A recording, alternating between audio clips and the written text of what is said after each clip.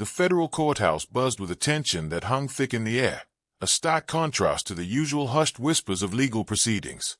Judge Marshall Davis, notorious for his disdain towards conservative figures, gripped the railing of his bench as if it were a life preserver. His foul mood was palpable. One glance at the jittery court clock told the tale of what was to come. "Make sure Vance's nose is not in his precious Senate anymore," he barked, his voice laced with contempt, as he flicked an impatient glance at the clock. Only 2 minutes remained before his next outburst. JD Vance, the vice president and a figure of considerable weight in political circles, entered with an air of quiet dignity. The stark contrast between his composed demeanor and Davis's bubbling rage created an electric atmosphere in the gallery. Vance nodded at the court staff as he took his place at the witness stand, unaware that today would not only challenge his resolve but would begin to unravel a dark tapestry hidden behind the gavel of this powerful judge. "Get something straight, Vance," Davis snarled, leaning forward on the bench, his eyes narrowed like a hawk prepared to swoop in for the kill. "In my courtroom, I am the law. Your titles mean nothing here." As murmurs rippled through the audience, Vance met the judge's glare with a calm, steady gaze. "Understood, Your Honor. I'm here simply to testify to the truth," he replied, determination lacing his voice. But Davis, feeling corners of his authority being challenged, responded with barely concealed scorn. "Truth," he scoffed, the word dripping from his lips like poison. "We'll see about that." As the proceedings unfolded, the tension escalated. Each cyclical interruption by Davis, each hasty dismissal of evidence, created a palpable sense of imbalance within the courtroom. Vance, resolute, struggled against the swell of hostility directed at him, not personally, but as a representative of the very ideals that Judge Davis loathed. Davis sneered, "I've seen rich conservatives mask their financial shams behind charitable facades. Are you here to do the same, Mr. Vice President?" His words, pointed like daggers, aimed to unsettle Vance, but they only fortified him. "I'm prepared to provide evidence," Vance declared, pulling out a document with a steady hand. "Charitable contributions made by Mr. Sterling are fully accounted for." But before Vance could continue, Davis interjected with a derisive laugh. The incredulity rolled off him like a tidal wave crashing violently against the shore. "Evidence? More like fabricated fantasies," the judge blustered, his tone revealing a sinister panic just beneath the surface. It was a string of words that ricocheted wildly around the courtroom. The defense attorney's attempts to establish a fair groundwork quickly turned into a battlefield, with Davis leaning into his own biases, tossing aside legality with the ease of a man seasoned in the abuse of power. Then, the unthinkable happened. Vance, calm but increasingly confident, began to reference a particular meeting, one that seemed to egg Davis more than any prior mention. The judge's face twisted a shade darker, a panic flickering in his eyes. Vance had managed to strike a nerve, unveiling cracks in the judge's facade. As records swirled in the air like storm clouds brewing over ominous terrain, Vance pressed on. "Perhaps we should discuss those meetings further, Your Honor. Evidence of Sterling's charitable contributions directly arising from them," he challenged. Davis recoiled, his body language betraying a retreat from staunch superiority to flustered defense. In an attempt to regain control, Davis slammed his gavel, barking orders that resonated with a man losing his grip on reality. "One more word about those meetings, and I'll hold you in contempt," he screamed. But Vance's steady gaze didn't waver. "Your Honor," Vance countered, his voice unwavering, "perhaps the court should consider why those same meetings were never disclosed." Eyes widened in the gallery. The tension shifted, filling the room with a choking anticipation. Everyone knew this would be a pivotal moment, one that could either topple the judge or affirm his iron rule. Davis, once the embodiment of disdain, found himself slipping further into an abyss of fury and fear. Vance's calm rebuttals dismantled the bastion of authority that Davis had carefully cultivated. With every mention of hidden records and questionable financial dealings, the audience shared collective breaths, racing against the lightning of confrontation. The culmination of the day's battle loomed ever closer as Vance, sensing the scales tipping, unveiled a document that sent tremors through the courtroom. "Your signature here suggests you had knowledge of unreported activities. Shall we discuss the contents further?" In that singular moment, the gallery shifted, whispers of disbelief scattering like leaves caught in a fierce wind. The gavel fell, but this time, It echoed differently, the sound reverberating not as a command but as an ominous portent of unraveling truths. Davis's disbelief morphed into palpable terror. Each accusation only strung tighter the web of his corruption, and yet he fought back against the inevitable collapse of his empire with desperation. The back and forth vied for control until his tendrils of arrogance began to fray. This confrontation wasn't merely a clash of legal titans. It was a duel where corruption's walls trembled under the weight of exposed truths. With every passing moment, the whirlwind of evidence gathered force, threatening to consume everything in its path.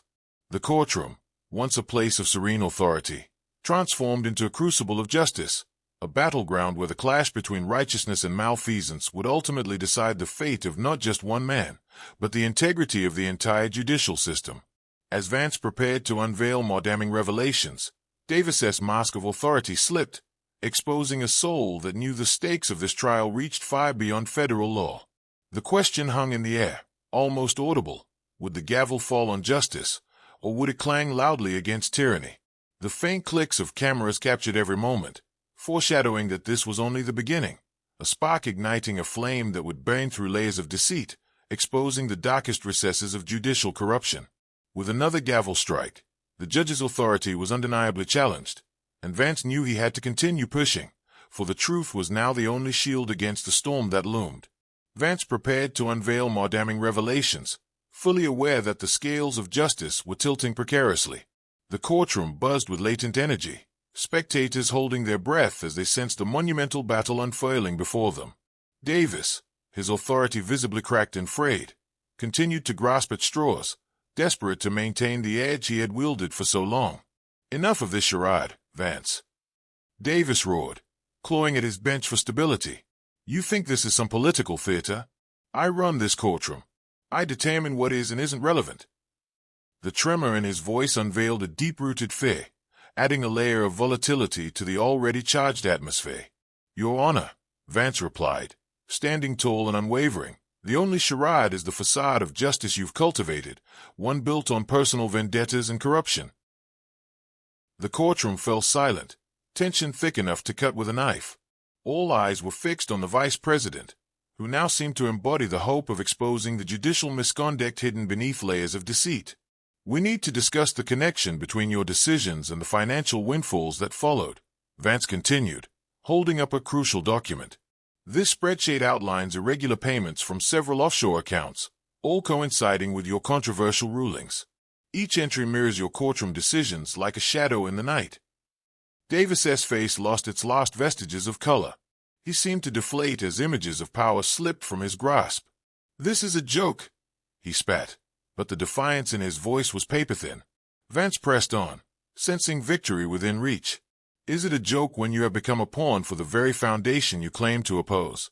Your Honor, the evidence suggests a coordinated effort to manipulate the judicial process in your favor. Your name is all over these transactions." The murmurs in the gallery rose, as whispers of disbelief swirled like a tempest. Then, from behind the gallery, a faint voice echoed, "Can you prove any of this?" Questions peppered the air, but the source of the voice was swallowed by the tension.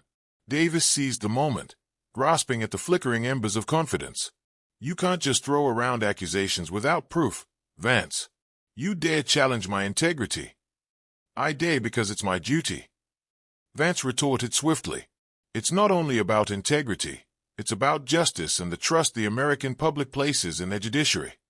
He paused, letting the weight of his words settle in the charged silence. "Every document I present is backed by hard evidence, Your Honor. It's your actions that demand explanation." Davis fumbled for composure, but the walls were closing in. "You don't understand who you're dealing with.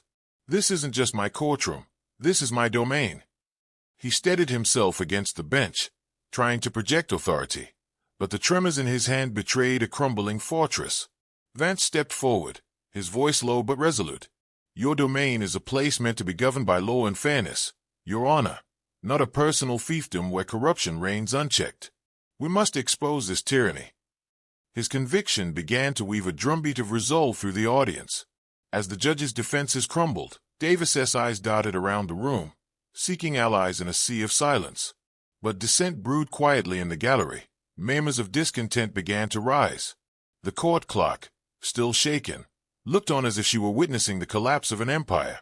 "Your Honor, might I remind you," Vance continued, now drawing on the urgency felt in the room, "that your own security footage can attest to the illicit activities that have taken place under your watch. People are beginning to talk." The mention of the footage sent a wave of anxiety washing over Davis, panic flickering in his eyes. "Are you really prepared to bury this corruption any deeper?" "Enough!" Davis roared, though his voice cracked with the weight of desperation. "You can't intimidate me. I'm immune. You think you can challenge a federal judge without repercussions?" His bravado was a last gasp in the storm of impending justice. Davis's outburst rippled through the gallery, cutting through the thick atmosphere. Outwardly, he projected an image of authority, but the tension radiating from him betrayed the panic that had taken root. The FBI agents stationed at the back of the room exchanged glances, aware that the moment of reckoning was looming. Vance, unwavering in his composure, adjusted his tie and delivered his next challenge like an arrow aimed at the heart of the matter. "You're immune, Your Honor, only as long as you're above the law. But today, you're not above accountability. Today, we will expose the facade you've constructed and unveil the truth you wish to bury." In a sudden shift of energy, Vance held up another folder, this one thicker, more substantial. The contents bulged with years of concealed truths. The room seemed to hold its breath as he set it gently on the witness stand. "Here lies the detailed accounts of your questionable decisions, each one connected to the financial streams flowing into your offshore accounts, each one shadowed by your bias." With every passing moment, Vance escalated the stakes. "Shall we delve into the Wilson case next? Or perhaps the Anderson case?" Each name invoked fresh glances exchanged amongst the gallery members. Could it be true? Had the judge really orchestrated these miscarriages of justice? Davis could feel the ground beneath him giving way, the walls of his judicial fortress crumbling. In a frantic move, he cried out, "You have no right. You can't just fling around baseless theories in my court." Panic dripped from every syllable, but Vance didn't flinch. Instead, he leaned further into his testimony with an unyielding voice. "I have every right," Vance asserted. "I'm here to ensure accountability. For too long, people like you have exploited the system, hiding behind your robe." The gasps around the room signaled the rapid realization that Davis's culpability was not merely speculation. It was backed by undeniable evidence, and the revelations were only beginning. Then, the unthinkable happened. The court doors swung open, and the lead FBI agent stepped forward. "Your Honor, we have just received a tip regarding the scope of your operations.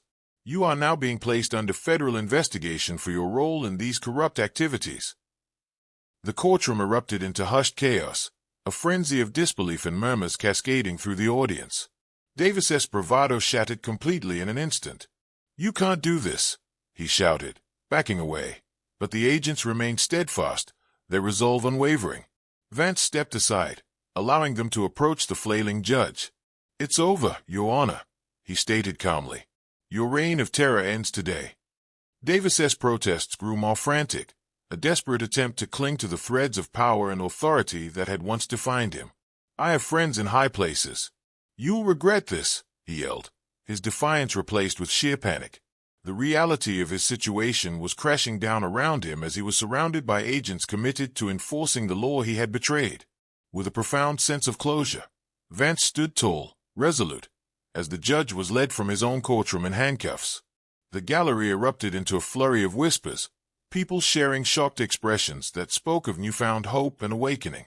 A corrupt judge had been brought to justice, but the broader implications loomed, as tides of change began to stir in the Wilkinson district. This was no May victory. It was a clarion call, a testament to the power of truth when left unshackled. Vance turned to face the audience, his expression firm yet hopeful. "Justice may be blind, but it is not deaf," he proclaimed, rallying the spirits for the battles yet to come. "We will not stand idly by while operators like Davis tarnish the rule of law." And as the crowd erupted in supportive applause, the fight for justice intensified, reverberating far beyond the courthouse steps. But as the dust began to settle, whispers persisted, hints of a larger conspiracy lurking just beneath the surface. Was this just the beginning? The revelations hinted at a deeper malignancy within the judicial system, one that might take far more than just the removal of a single judge to eliminate. And that would be a fight worth every ounce of courage they had left. As Vance rallied the courtroom, the thunderous applause echoed in the chamber, signaling both a victory and an urgent call to arms against systemic corruption. But beneath the applause lay a current of anxiety. Whispers as soft as the rustle of papers carried suggestions that the removal of Davis was only the tip of an iceberg lurking in a deep, dark ocean of corruption. The atmosphere had transformed. The courtroom that had once felt like a den of injustice now vibrated with the hope of real change. Yet, the echoes of Davis's final words hung in the air. There will always be others like me. For every judge brought to justice, how many remained entrenched in power, ready to retaliate, ready to protect their own? Vance felt a weight settle on his shoulders as he stepped out of the courtroom. Outside, journalists, politicians, and citizens waited, their expressions a mix of skepticism and hope for the future of their judiciary. This moment was crucial. It was time to harness this energy to drive the pursuit for transparency further. "Mr. Vance," a reporter shouted, thrusting a microphone toward him. "What does this mean for the integrity of our judicial system?" Vance took a deep breath, grounding himself in the moment. "Today reflects our commitment to hold those in power accountable," he declared, voice steady. "But it's just the beginning. We must seek out the many who believe themselves untouchable. I will not rest until justice is restored." His words resonated with the crowd, stirring a fire of possibilities in their hearts. But as he stepped away from the throng, a nagging thought wormed its way through his mind. He needed to uncover the larger conspiracy hinted at by Davis's frantic outburst. There had to be others involved, judges, perhaps, or even politicians who may have turned a blind eye to their own complicity. That evening, Vance returned to his office, determined to begin digging deeper. Papers swirled around him as he laid out a map of connections, using strings to tie together various names, judges, politicians, and organizations that were shadowy at best. His assistant, Emma, entered cautiously, the concern etched on her face. "Are you sure this is wise, sir?" she questioned. "You've just taken down a powerful judge. What if the others come after you?" Vance met her gaze with unwavering determination. "That's exactly why we can't stop now. They think they can hide behind layers of bureaucracy, but we're going to shine a light on this and expose them." As they examined the documents, he pinned the names he suspected of colluding with Davis, others who had made dubious rulings with ties to the Liberty Foundation. The horrifying realization washed over him like cold water. It wasn't just Davis, it ran much deeper. And the more he dug, the more he uncovered whispers of backdoor meetings, exchanges of favors, and a network designed to undermine justice. Just then, Emma's expression shifted. "Say, I think you should see this." She placed a file on his desk, her brow furrowed. Inside was an email thread that linked Davis to several prominent judges from neighboring districts who had voted on contentious cases strikingly similar to those of Davis.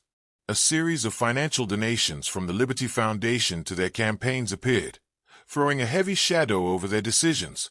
"Looks like we have a web to unravel," Vance murmured, his heart pounding with the thrill of discovery. "They're all connected. We need to expose this." Suddenly, the sound of footsteps echoed in the hallway, and Vance's office door burst open. A tall, serious-looking man in a tailored suit stepped in, flanked by two stern-looking aides. Each exuded a sense of authority that demanded attention. "Vice President Vance." The man introduced himself as Derek Lawton, from the Office of Special Investigations. "We need to talk." 1,000 thoughts raced through Vance's mind, but he quickly gestured for them to sit. "What can I do for you?" "Your recent findings concerning Judge Davis have raised some eyebrows," Lawton stated, his voice firm. "We have reason to believe that his fall is just the beginning. There's a risk that the network he was part of is already mobilizing to counteract any further investigations." Vance leaned in, his interest piqued. "What do you mean? What's the extent of this network?" "Multiple judges across states may be involved, all tied to cases that unfairly impacted conservative defendants." Lawton's gaze was steady. "We want to assure you that we're prepared to investigate further, but we need your cooperation. We have intel suggesting they are preparing to strike back. They won't go quietly." Emma shifted nervously in his seat as Vance considered the potential ramifications. "What do you need from me?" he asked, the gravity of the moment settling heavily in the air. "Information," We need you to share everything you've uncovered. Lawton's eyes narrowed. The connections, the documents, anything that can help us build a case before they enact a counteroffensive. Time is of the essence. Consider it done, Vance replied, resolve solidifying within him. But I need to be assured of protection for those willing to come forward. Yes, Lawton nodded. We'll provide discreet protection for any whistleblowers. But again, secrecy is essential. If word spreads that you're digging deeper, it could put everyone in jeopardy. As the meeting concluded, Vance felt the weight of the task ahead. The fight against corruption had transformed from a battle between one man and a judge to a full-blown war against a network of compromised figures eager to conceal their misdeeds. And with every revelation, the political stakes grew higher. That night, Vance barely slept, his mind racing with possibility and the weight of responsibility. How did this web of corruption span so far? What alliances had formed in the shadows? He realized he would need allies in this fight, courageous individuals who would stand alongside him, exposing those who clung to power through illegitimacy. Morning broke with a renewed sense of urgency, and Vance gathered a group of trusted aides. He outlined a plan, one that involved reaching out to journalists willing to investigate, to inform the public, and to create pressure that would be nearly impossible to ignore. We must outpace them, Vance urged. We have to act decisively before they sense that we're coming. We'll make sure that each story is backed by the evidence we have. If we can ignite public outrage, it will force the hand of those still hiding in the shadows. As they brainstormed strategies, Vance felt the thrill of the challenge ahead. He would face threats, perhaps even danger, but he was no longer just a politician. He was a beacon for change, a leader committed to transparency, accountability, and justice. Little did he know, however, that the forces arrayed against him were already forming their own strategies in the background. Whispers of strategy and counter-strategy wafted through darkened rooms, planning a reaction to Vance's unfolding campaign. From judges to lawmakers clinging to their own tarnished legacies, they strategized in desperation, vowing to preserve their control at any cost. As Vance prepared to launch his initiative, he couldn't shake the feeling that he was standing at the edge of a precipice, peering into an abyss of political warfare that could make or break the very foundation of justice itself. The battle would not just be fought in the shadows of courtroom intrigues. It would spill over into public consciousness, challenging all who believed in the sanctity of the law. Emboldened and aware of the brewing storm, Vance knew that the fight for justice had only just begun. The pieces were now set on the board. He was ready to play, and perhaps even ready to win. But time was running out, and the risk of what lay ahead grew with each passing moment. The air crackled with anticipation as Vance strategized his move against the encroaching forces of corruption. He felt invigorated, yet a persistent nagging in the back of his mind reminded him that the battle would not be easy. Each step he took toward accountability came with risks, and the looming threat of retaliation from the network he was challenging weighed heavily on his conscience. Gathering his trusted team, Vance plugged into his connections, a blend of savvy journalists, social advocates, and legal experts who could help shape the narrative he was determined to unveil. They met in a modest office littered with documents, whiteboards filled with plans, and posted reminders of the key players in the unfolding saga. Their passion was palpable, a united front eager to combat the looming specter of dishonesty. We need to create a media blitz, Vance asserted. Press outlets are hungry for stories, and we can lead the charge to unveil the truth about Judge Davis's network. We plant the seeds of curiosity and allow public outrage to blossom. Emma raised a dubious eyebrow. But how do we keep the momentum going? The moment they sense we're onto them, they could strike. Vance nodded, acknowledging her concern. We focus on narratives that resonate with the public. Human stories should form the backbone of reports. Isolate individual cases affected by these corrupt judges. We need to make this personal. Suddenly, the door swung open, and one of the journalists they had reached out to, Sarah Parker, burst in, her eyes wide with urgency. You need to see this, she panted, thrusting a document onto the table. I just got this from a whistleblower inside the Liberty Foundation. It's a detailed report of financial transactions linked to several judges, including Davis. They are cleaning money and pulling strings under the radar. The room fell into instant silence as Vance frowned over the document, his heart racing. This was just the break they needed, a direct link that could bolster their narrative and expose the broader conspiracy to the public. With Sarah's insight, the team quickly formulated a plan. They would host a press conference, unveiling the findings while turning the spotlight on stories of people affected by corrupt judicial decisions. By intertwining the financial revelations with human narratives, they could not only engage the public but also appeal to lawmakers, nudging them toward action.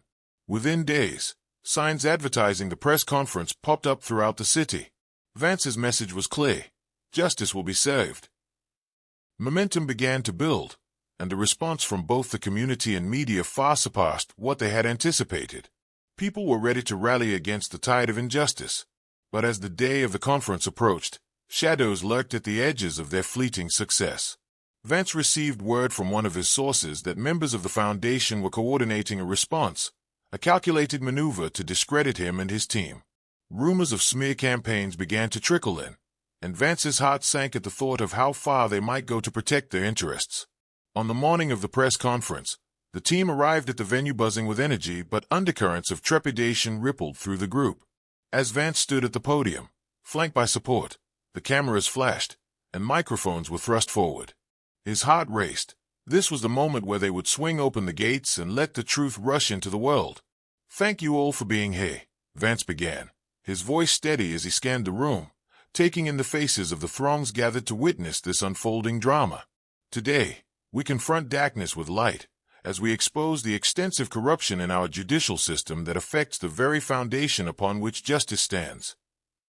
The crowd leaned in, captivated, and he pressed on, empowered by their collective energy. "We reveal the unholy connections between Judge Davis and a network of judges who, under the guise of authority, have placed their interests above those of the people they swore to protect. Together, we will define this moment." Julia, one of the affected families represented at the conference, stepped forward. Her voice trembled as she recounted how the corruption had destroyed her family's life. "We lost everything, fighting a system that was supposed to help us," she pleaded, her eyes brimming with tears. "We are not just numbers. We are real people, and we demand justice." Vance felt the power of her story resonate, igniting a current of empathy flowing through the audience. His heart swelled with the urgency of their struggle, and the truth of their words began to echo in the hearts of those watching from afar, breathing life into a cause that had been hidden in shadows for too long. As the press corps took notes, flashes of cameras illuminated the stage, and the ripple of outrage began to swell beyond the room.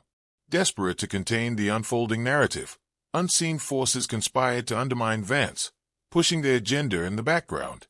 But with each passing moment, public support erupted, overwhelming any effort to obscure the truth. However, as the conference came to an end, Vance received a text notification. The message was anonymous but chilling. "You've made a dangerous enemy, Vance. Watch your back." A cold wave of unease settled in his stomach. The warning served as a stark reminder. This was no ordinary fight. Desperate to keep power, those he challenged would stop at nothing. But Vance refused to shrink from his purpose, tightening his grip around the commitment he had made to pursue justice. With the press conference over and a growing wave of public indignation behind him, he turned to his team. "This is only the beginning. We stand at the precipice of a reckoning, but we must remain vigilant. They won't take this lying down." The resolve among his team fortified as he spoke. They were committed to this cause. The larger battle against corruption would not be won in a single day, but the first vital dent had been made. As they each processed the events of the day, the adrenaline of shared purpose surged through his veins. The walls might close in around them, and forces of darkness could need behind the curtain, but they were not alone. They were a collective of voices ready to challenge the status quo. Together, they would pursue answers, knowledge, and ultimately, justice. As night descended and the weight of their actions lingered, Vance knew they had ignited something that could not be contained. A transformation was in motion, one that not even the entrenched defenders of corruption could extinguish. The stakes were high, and danger loomed, but in that uncertain landscape, hope flourished.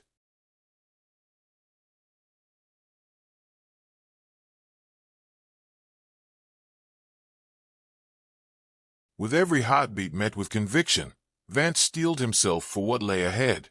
The real battle was just beginning, and he felt an invigorating determination line his spirit. He would navigate the storm, no matter the cost, to reclaim a system that had veered dangerously off course. The fight for justice was a calling, and he was ready to step into the fray, no matter where it might lead.